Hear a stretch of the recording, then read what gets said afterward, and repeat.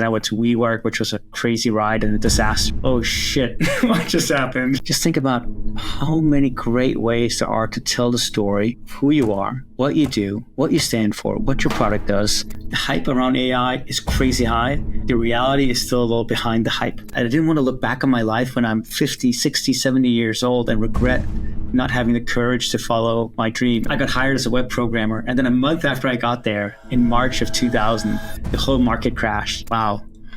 I feel better about myself. I feel better about the world. It gives me hope and joy.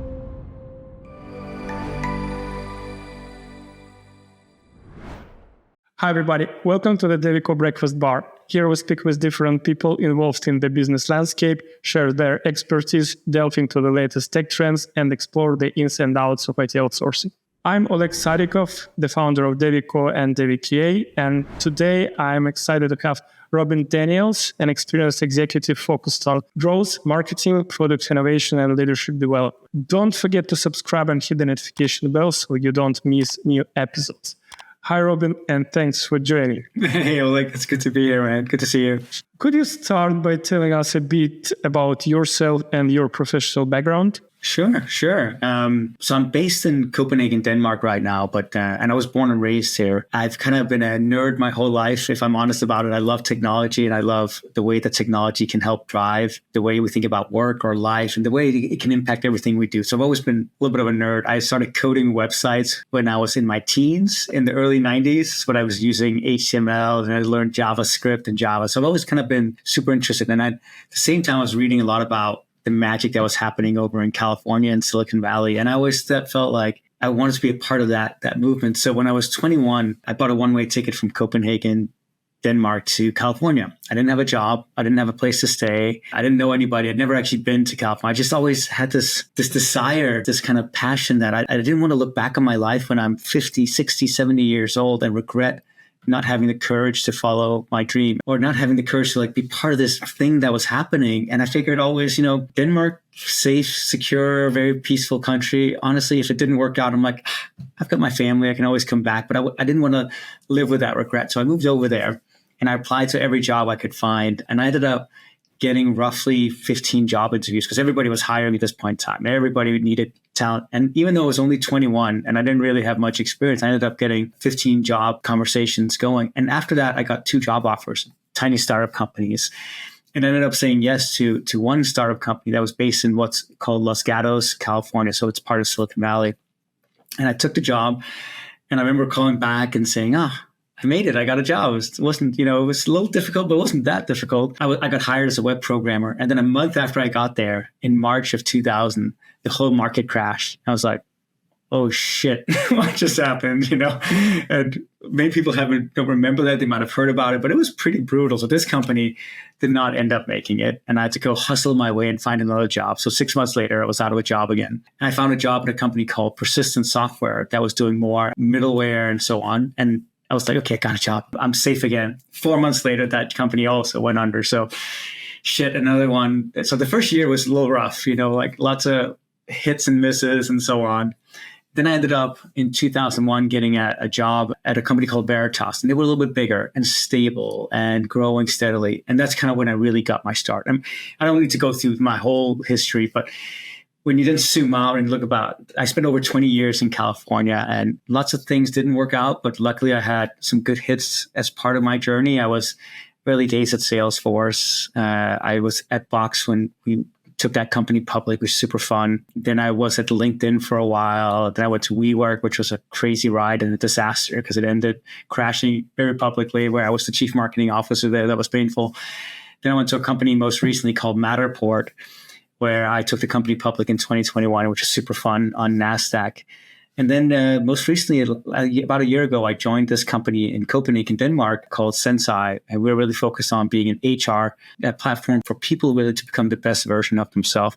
And I'm so passionate about this idea of learning and growth and development. Because when I look back on my whole life and career, I'm so convinced that I am where I am today because so many people have believed in me and invested in me and given me the knowledge and skills and support and comfort that I needed to become better and better and better and progress towards where I could be in my life so I could realize my full potential. And even when I first came to California, I got my first job there in 2000. And I was working for the VP of marketing. I was 21. I didn't really have much experience. And she saw something in me and she invested in me and said, hey, you can go in this direction. And she put me on a path of what was called product marketing. I didn't even know what that was. But again, it's being surrounded by people and mentors who kind of believe in you. And ultimately, this is why I joined this company, because ultimately our platform is really all about, can we nudge people or push people in the right direction to get the right knowledge, skills, motivation. So every single day they feel like there's a forward momentum with your life, because we know what a game changer that is when people show up full of dedication, passion, and motivation. And I want to pay that forward to as many people as possible. That's a very long answer about who I am and what I've done, but it's a little bit of my story to give you some background of my journey. Sounds great. So all your career was in marketing, mostly in marketing, right? Mostly. I mean, in high tech, if I know you come from the high tech world as well. I mean, marketing and sales and product are so interlinked, and they've become more interlinked. I think it's impossible nowadays, honestly, to really separate them out. Of course, if I look at the three core parts of go-to-market, sales, marketing, and product, my expertise, the deepest, is by far in marketing.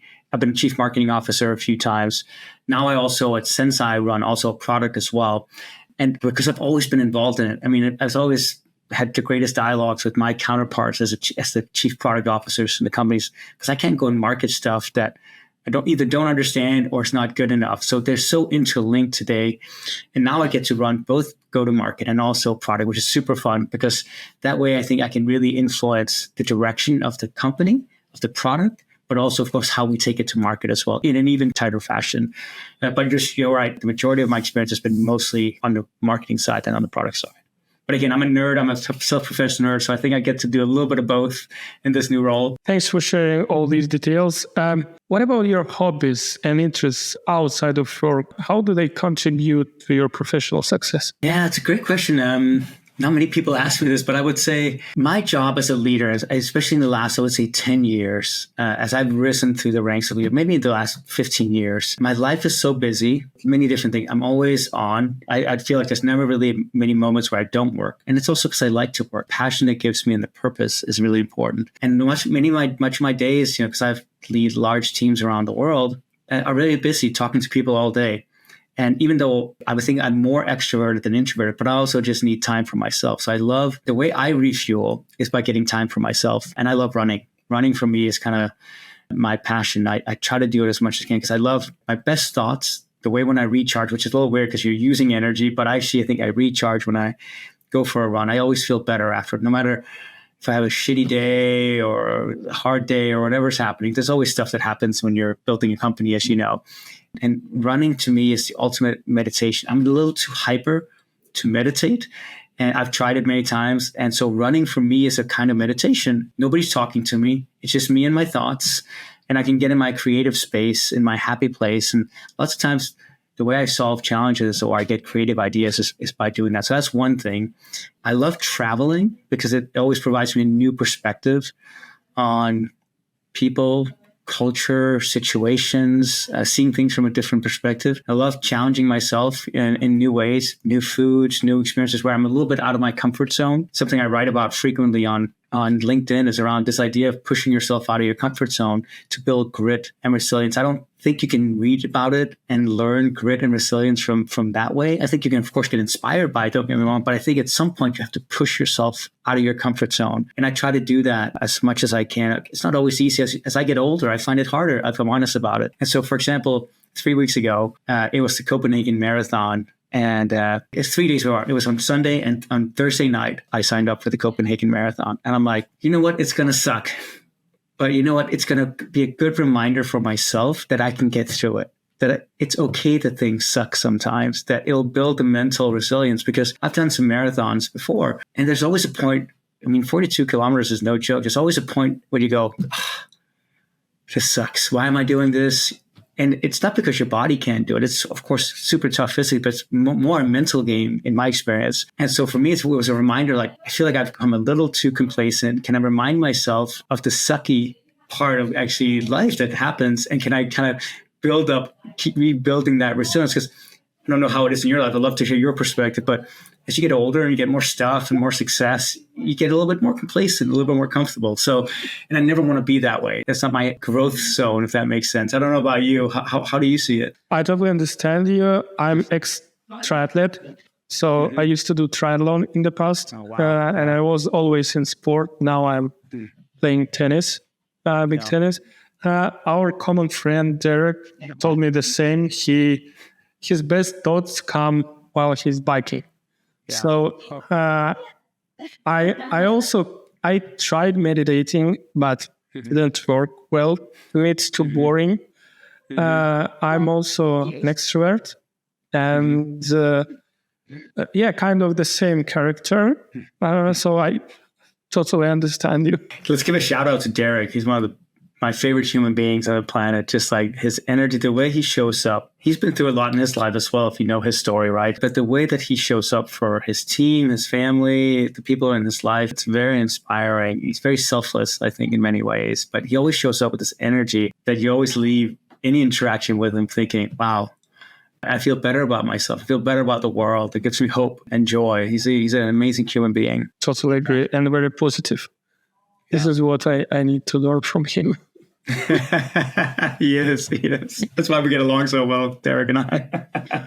You frequently discuss the importance of culture on LinkedIn. Could you elaborate on the specific strategies or practices you use to build and sustain high-performance culture within your teams? It's a great and very profound topic because there's no easy answers. I always try to be very mindful of what I write because I don't want people to think that I can boil everything down to easy sentences or easy answers, because the truth about culture is there are no easy answers. You have to do as a leader the work. This is why I think leadership is the ultimate privilege and honor. So many people want to be a leader. How many people in your life come in, I want to get promoted, I want to be a VP, I want to lead teams. And then when they get there, they just don't live up to the amazing thing that it is to be a leader. And to be a leader is really a sacred thing in my mind. You have people now who look up to you, rely on you, depend on you. And culture is part of that. Culture is not just a leadership thing. Of course, everyone participates in the culture. But let's not kid ourselves that the more senior you are in an organization, the more you can impact and influence the culture, right?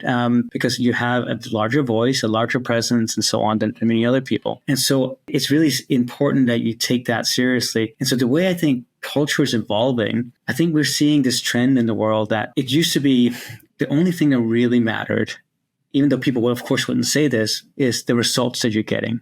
We're growing, we're releasing things fast, we're innovative, and so on. I think nowadays, the way you get there matters just as much. And the new generation of workers, I see this all the time. They don't just care about the outcome of things, they care about what goes into it as well. And so as a leader, the way I think you drive culture is by you be super clear on what it is that you're ultimately trying to achieve. And if some people decide that they don't want to be a part of that, that's okay as well. And then once you're clear on what you're trying to achieve, then you set out the guidelines for basically the goal. But of course, with a lot of flexibility around how you get there, you don't want to dictate or micromanage people. That's super uninspiring to people. But if you say over the next 3 years, we want to become this company with this level of growth, and we're going to release these products, how you get there, let the team decide that, of course, right? So the way I think about it is the way you drive culture, you have to be super clear about what it is. Number one is it's very hard to have a great culture if there's no clarity around what the culture is. So you have to speak it out loud. You have to say it out loud. You have to put it into practice. The same with goals. I think about goals and culture being very interlinked in many ways. It's very hard to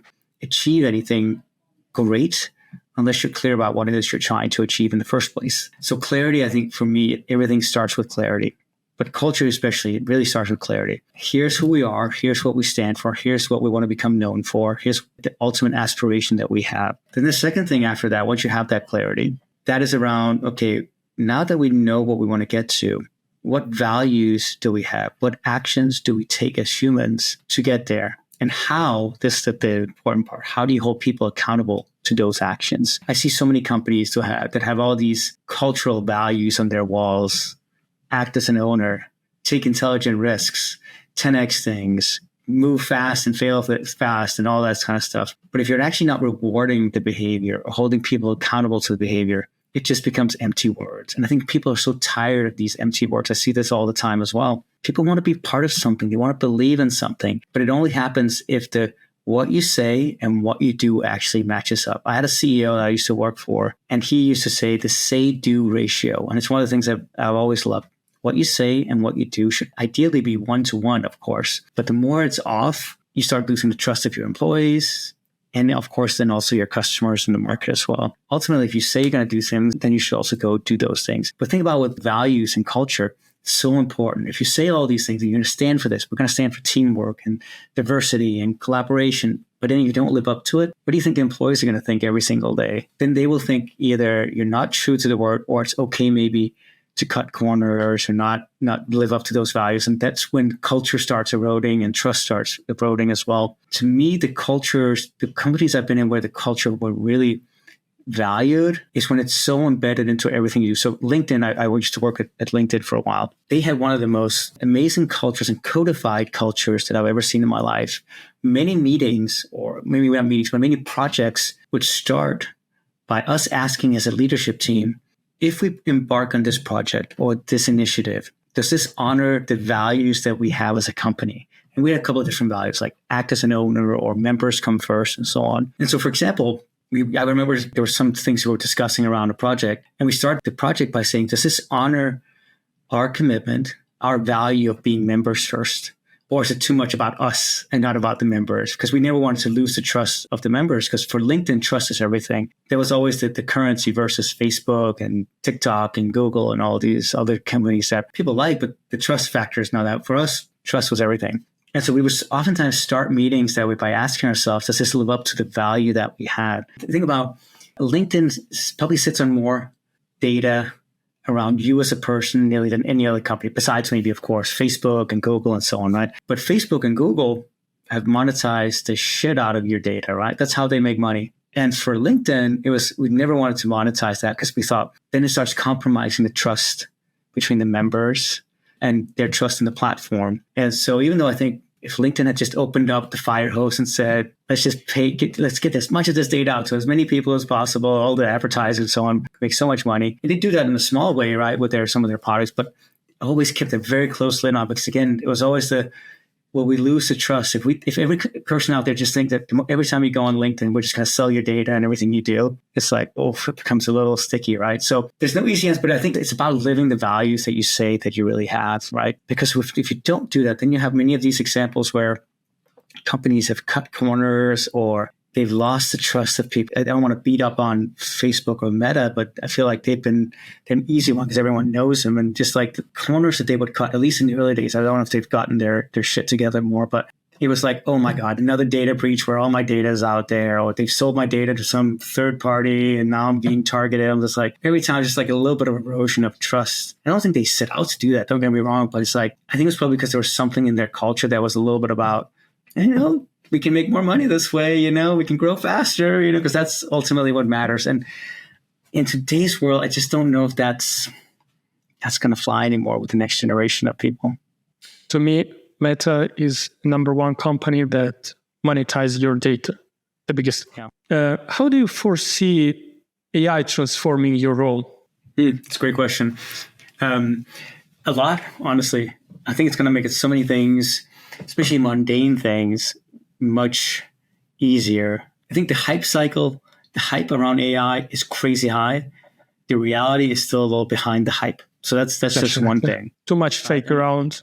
Oh, it's crazy. It's crazy, right? It's like, I still have not fully integrated AI into every part of my workflow. It's still like an afterthought. But when I use it, in some cases, I think it can be pretty powerful. I think for building products, if you're in engineering, if you figure out how to use AI smartly and correctly, it can really be a superpower. I think it can really help with a lot of the mundane engineering that you have to do. It can help with a lot of testing as well. Help you write better code, right? The co-pilots that we see out there, I think are pretty amazing. I still am a little bit more skeptical around when it comes to creative endeavors, how AI will really be used and how much it can be used. I think it can help you maybe sharpen some of your thinking. Again, whether or not you're building a program or doing marketing campaigns or thinking about sales outreach. I still think, at least where we are with AI today, it's fairly easy to sniff through that it's not authentic or it's not good enough or it's created by a machine. At some point, it'll probably reach a point where it's indistinguishable. But for now, we have a long, long way to go. Like, just again, coming back to a lot of the commentary or comments I see now on LinkedIn X and so on. They're all just AI bots and they're horrible, just horrible. You can just kind of smell them from a mile away. So from when it comes to like creating genuine human connections, I think we have a long way to go. But in terms of like automating mundane things, it's going to have a huge. I'll give you some examples. So we sell part of what we sell at Zensai is a learning platform. We sell a learning platform, a performance management platform, and an employee engagement platform. And give you two examples. The customers of ours who use us for learning, the L&D managers, a learning and development manager in a company, they might spend 50% of their time trying to put together courses for their employees to take. Oh, we got to give an employee course on cybersecurity or on new corporate pitch or whatever it is. Like, you have to be compliant. And employees spend so much time putting this content together, slides and images and so on. Now with AI, you can do it probably 10x, if not 100x faster. For example, you could point AI to, let's say, a 1-hour YouTube video or 1-hour video that you maybe have on your intranet and say, based on this 1-hour video, can you create a 15-minute course with 3 questions at the end for the learner to ensure that they maintain and taken in the knowledge? And it'll do it like that versus you sitting for 40 hours and trying to figure out the right flow and the right questions and the right graphics. It can do it instantly. So it's just like, those are one of the things where we can automate some things that are very mundane and very like that. Of course, you still have to check through the results and so on, but at least it gets you a pretty good draft. So that's one thing. The other thing, for example, our product does is we have a notion of a weekly check-in where every single week, the employees who work for me directly, they do a self-assessment. They answer 4 questions. On a scale of 1 to 10, how are you doing? What have you achieved this week? What's holding you back? What's blocking you?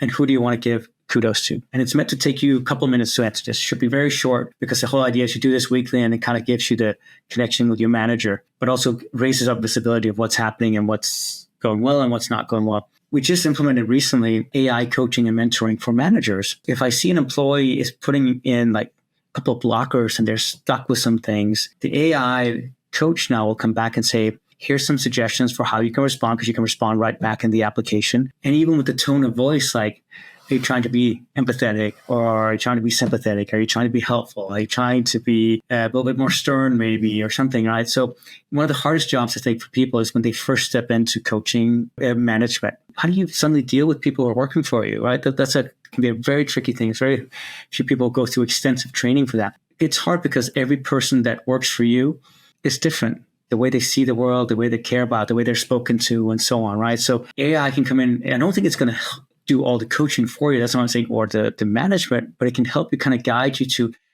well, this person, Tom on your team, he's a more sensitive soul, so maybe you should respond this way or give him this kind of feedback versus Susan, she likes direct feedback. She's much more pragmatic. Here's the kind of tone of voice that you should give us. So it's clear what AI can really help guide you in that direction. And it makes it easier for a manager to go, okay, I can now write something to that person and get it checked maybe by AI to ensure that it's kind of hitting the right tone and so on, and giving the right suggestions in a way I think that would be very hard. You would spend a lot of time on before go do some Google searches, read some articles. I'm dealing with this issue. AI can really help there as well. So I'm very hopeful. There's so many cases where AI, I think, can really help. But I also think, again, we're early days of this. There's a lot to figure out around trust and privacy and all kinds of things. But I'm sure some of that will be solved. I'm curious, you run a tech shop. What are some interesting use cases you're seeing? And what do you think about AI? I think it's too much hype around it. I still do believe that it's too much crude raw at this stage. There are definitely benefits in operational day-to-day activities, for sure. But at this stage, I would say too much fake around it. It goes through the same path as everything during hype, like blockchain. It's like we're on the highest point right now at the top. So it will be definitely correction around the AI when people would understand, okay, do I really need AI in this current activity? And does it really help me? Or does this application really do what it's supposed to do around AI? So we'll definitely have, I would say, correction around it. But it's still very valuable thing. And it will definitely have future for years. What was the last hype? Blockchain, the biggest hype. Yeah, and blockchain To me, it's a little bit different because blockchain, it's connected with trading. Anyways, like Bitcoin, Ethereum. Of course, blockchain is not just cryptocurrency. It's a technology. You build tech products around it. But still, to me, blockchain is very connected with the market, with trading, with cryptocurrency. So when Bitcoin grows, okay, everyone get back to blockchain, start building new protocols, new things, new platforms, etc. When it goes down, everyone forgets about it. So with AI, it's different. Yeah, it's so interesting. I think you're spot on. I think that if I put on my branding and storytelling hat, the problem with blockchain is it's way too technical. I think you tell people and their eyes kind of glaze over. They know it's kind of like they hear the word, but they don't really know how it works. AI has kind of finally crossed that chasm, I think, which is why we're in a different pilot. And maybe blockchain will one day, but I remember in 2017 doing the keynote when I was working at LinkedIn for our CEO. It was about AI. It was a lot about AI. But back then it was still kind of like, it felt more theoretical. It was very early days. I mean, kudos to OpenAI for making it more seem accessible. The reality is it's been around for a very long time, right? I mean, even in the 90s, we were talking about AI, but it was always this kind of theoretical, technical thing that was kind of like in the background. Now it's suddenly come to the foreground. And I think if there ever are some applications where blockchain can be just more easily understood, where people can relate to it, I think it has huge applications. There's no doubt about it, right? And it's going to run a lot of the way we share information, I think, and build trust. But I still think it's way too technical for most people. But it's also much further behind than AI. I mean, AI, again, if you just compare, we started with that probably 60s or 70s, and then it accelerated in the 90s with IBM and so on, and now in the 2000s. And then now, of course, in the last 2 years, it's been crazy, right? But blockchain has been around 10, 15 years or so, I think, right? It's and blockchain, right? I totally agree with you that it's too technical. And also, this is not something you can see. I mean, blockchain is way below. It's too low level where you cannot touch, you cannot feel. Okay, if you are using some application and it's built on blockchain, you might not really know that this was built on blockchain. But with AI, this is what you can feel. It's something tangible that you can see the result of improving your thing. So to me, it's totally different. With blockchain, you can only see the values from Bitcoin and cryptocurrencies. If it grows, you get more money. Let's say I was trying to transfer some money to you, right? And we use an app for that. And it came up and says, this app is powered by blockchain. Then suddenly it becomes part of like how people do things, right? But right now it's like, what is it? People, you're absolutely right. They relate it to cryptocurrency a lot, or trading and so on, right? So it's kind of like this thing. It'll get there. I mean, it has a lot of applications from what I understand. Again, I'm not by no means any expert, but I think I get it enough to understand the power of it building trust. And I think we definitely need it because we need to build more trust in the information that's being shared. Definitely. In today's highly competitive market, what is the single most crucial piece of advice you would offer to companies striving to differentiate themselves and stand out? You can build the greatest technology in the world, but if nobody knows about it, you're screwed. And so it's so interesting. I think companies, and I see a lot of innovation. I moved to Europe a few years ago during COVID. There's so much great innovation coming out of Europe, so much of it.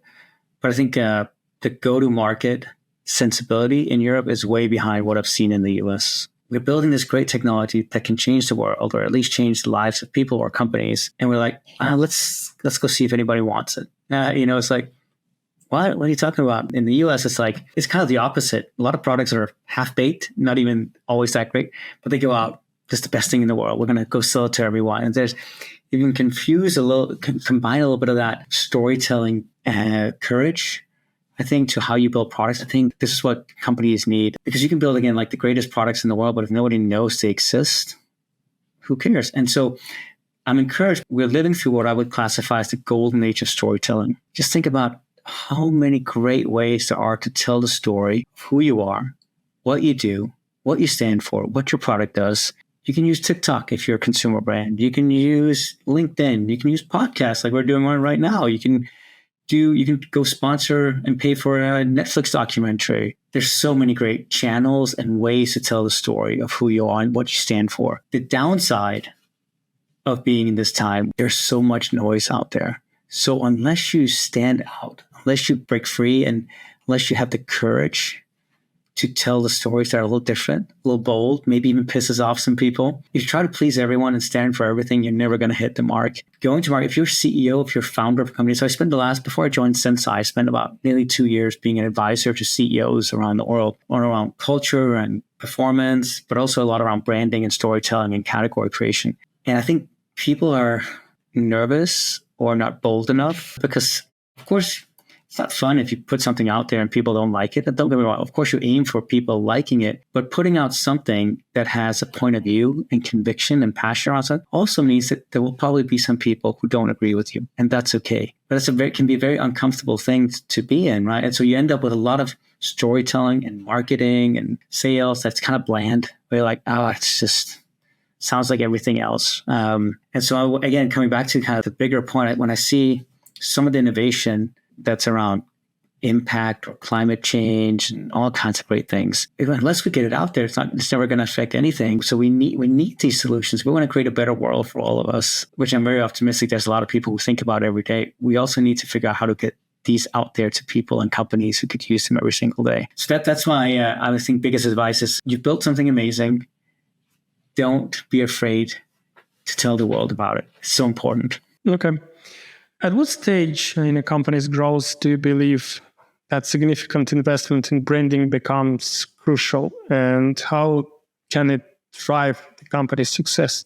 Well, the interesting thing is I think you're always in branding mode. It's just whether you're paying for it, right? So that's a different thing. I don't think you start paying for branding until you're probably 5 to 10 million in ARR, I would say, because in the early days, you want to get customers and you want to get volume more so. But branding doesn't have to cost money. When I go on LinkedIn and maybe post something, that's branding. If you go on a podcast, that's branding. So in storytelling, and branding doesn't have to cost a lot. At some point, you probably will think about, well, do we want to do something that's a little bit bigger? Maybe it's advertising on podcasts. Maybe it's billboards in the airport or something. Those, of course, all cost can cost anywhere from a little bit to crazy amounts of money. And you do that at a little bit of a later stage, I would say, a later scale. I think there's basically 3 ways you can get people to come to you, get customers. You can either pay for them to raise their hand and get in front of them digitally, Google, Facebook, you name it. Volume can be really high and it works fast, but it can be very expensive. And, it's not the best for branding, if I'm honest, because how do you expect people to fall in love with your story by seeing 10 words on a Google ad? It doesn't really work that way. But you can build some good transactional business if you want to be like just get people to convert quickly. The second way you can get customers is by putting out stories that are interesting, where people raise their hand and go, this is super interesting. I want to go check out their website or going to learn more. Again, it can either be free through social channels on TikTok, LinkedIn, Instagram, you name it, or you can also, of course, pay for it, right? So you can put out interesting stories and so on. And then the third way is you can build it through community and word of mouth, meaning can you get in front of your audience and evangelize who you are and what you do? Here we're talking about doing non-scalable things that take usually longer. But if you can go to a meetup with 2 people and buy them lunch and tell them about your story, or you can go and present at a small event in front of 20 people, exactly your target market. These are great because you get more airtime. You get to kind of convince people why you're special, but it's non-scalable. It takes longer, and it's never going to be the same amount of volume. But the companies I work for, LinkedIn, Salesforce, Box, you name it, the best customers we always got by far were through the non-scalable things. When people really believed in who you are and what you do, they became the biggest customers, the most loyal, they spent the most money, versus the ones we got through digital. A lot of times they were transactional. So the moment something better comes along, they switch because they bought you for a feature, right? Usually like, oh, we bought you because we saw you had this feature. Great. But the moment something better comes along, we'll just switch. But if people are really bought into your story and what you can do for them, and they feel like they're part of something a little bit bigger than just buying a feature or a product, they usually stay with you much longer. The loyalty is much, much higher. So my point is, you have to do a little bit of all of them. As a small company, branding happens across all these. But if you want to create a super brand, a brand that stands the test of time, it's really around cleaning it the second to storytelling and word of mouth, community-based marketing. With the decline of traditional mass email marketing, I'm talking about cold email marketing. What innovative marketing strategies do you see emerging in the next big trend? I actually don't know if email marketing is as dead as many people think it is. I actually think it's very much alive, and the data bears this out. It's still one of the most effective channels. It's effective, I think, again, coming back to the earlier point, if you have something interesting, something worth, and you have interesting ways of telling those stories. So I think email marketing is still very much alive. I would say the boldness comes from trying out new channels. I think, there's a huge potential for B2B companies on some of these social channels. I think, the consumer marketing has been way ahead of the game when it comes to using social, especially at TikTok and Instagram. But guess what? Your buyers are human. Even though you're selling to a head of procurement or a CFO or a head of marketing, guess what those people also are? They're also on TikTok and Instagram. They're just human at the end of the day. And it always blows my mind that corporate brands are not there more. Many of them are there, but they're so boring. What are you trying to do on TikTok or Instagram? You're trying to get people to smile, laugh a little bit. But brands take themselves, especially B2B brands, take themselves very seriously. They're very corporate, right? We're professional. We can't be too funny, or we can't have a point of view. At the end of the day, then nobody will remember what you do. If you can be a little funny, to make fun of yourself, have a point of view that's kind of edgy or dicey, that's gold right there. And there's a few brands out there that dare do that, but very few of them. I'm just like shocked at how few of them actually do anything interesting from a B2B perspective on these social channels. What a gold mine there is. Thanks. Transitioning to IT outsourcing. What do you think the value drivers for IT outsourcing will be over the coming years? Well, it's a great question. The obvious one is that you can just get much more capacity and scale and speed, which I think are great. That's why we do it at Zensai. We both have people in-house that work in our engineering team, for example, but we also outsource a decent amount of it. And for us, it's really a matter of speed and scale. Like, we can get people much faster, and we can also scale and deliver products and new features much faster as well. I think in the future, as companies move to much more experimentation, I think there can be a lot more outsourcing for other functions as well.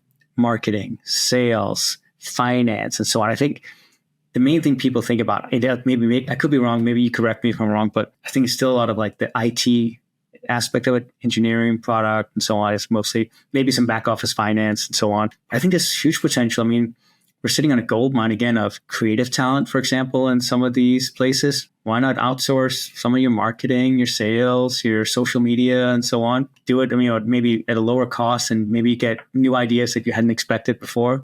So I think we're going to see a shift that it's not going to be IT. We're already starting to kind of try to think about how can we scale our own operations in that area. Okay.